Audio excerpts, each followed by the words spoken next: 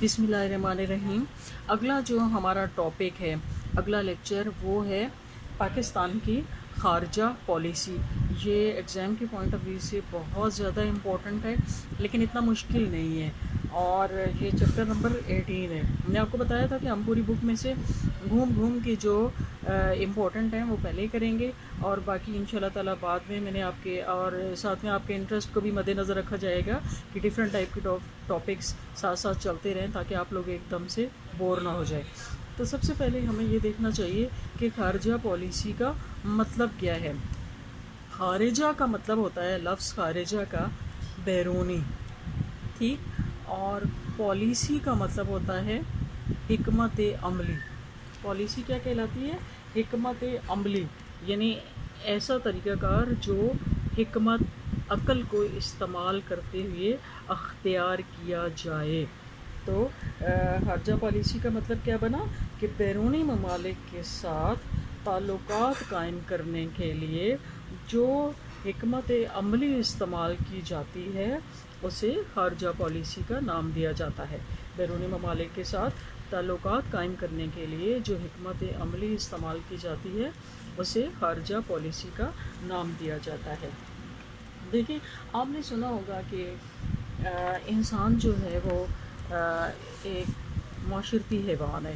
کہا جاتا ہے نا، مختلف کتابوں میں آپ نے پڑھا ہوگا کہ مین ایز اے سوشل اینیمل، وہ کبھی بھی اکیلے کسی معاشرے میں، کسی سوسائٹی کے بغیر، کسی معاشرے کے بغیر نہیں رہ سکتا۔ اسے اپنی مختلف ضروریات پوری کرنے کے لیے دوسرے انسانوں کی لمحہ بلمحہ ضرورت پڑتی ہے۔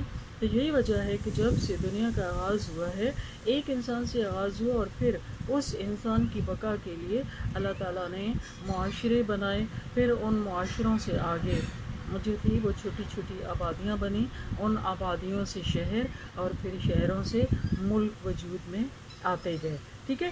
تو جس طرح سے ایک انسان، کیونکہ ایک ملک جو ہے وہ کیا ہے، ملک بھی تو انسانوں سے بنا ہوتا ہے نا، تو جیسے ایک انسان اکیلے نہیں رہ سکتا، اسی طرح سے کوئی بھی ملک اکیلے دنیا میں ایگزسٹ نہیں کر سکتا۔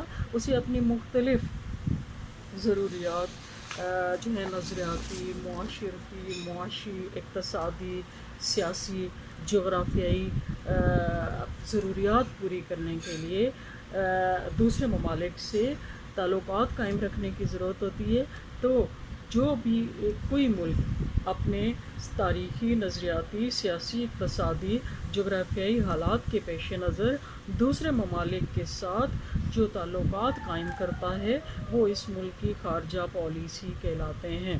مطلب یہ ہے کہ ابھی پہلے آپ نے ایک سادہ ڈیفینیشن پڑھی نا کہ بیرونی ممالک کے ساتھ تعلقات قائم کرنے کے لیے جو حکمت عملی استعمال کی جاتی ہے اسے خارجہ پالیسی کہتے ہیں، اور دوسری آپ نے ڈیفینیشن یہ پڑھی کہ ہر ملک اپنے نظریاتی، تاریخی، سیاسی، اقتصادی، جغرافیائی حالات کے پیش نظر دوسرے ملکوں سے جو تعلقات قائم کرتا ہے وہ اس ملک کی خارجہ پالیسی کہلاتے ہیں، ٹھیک ہے۔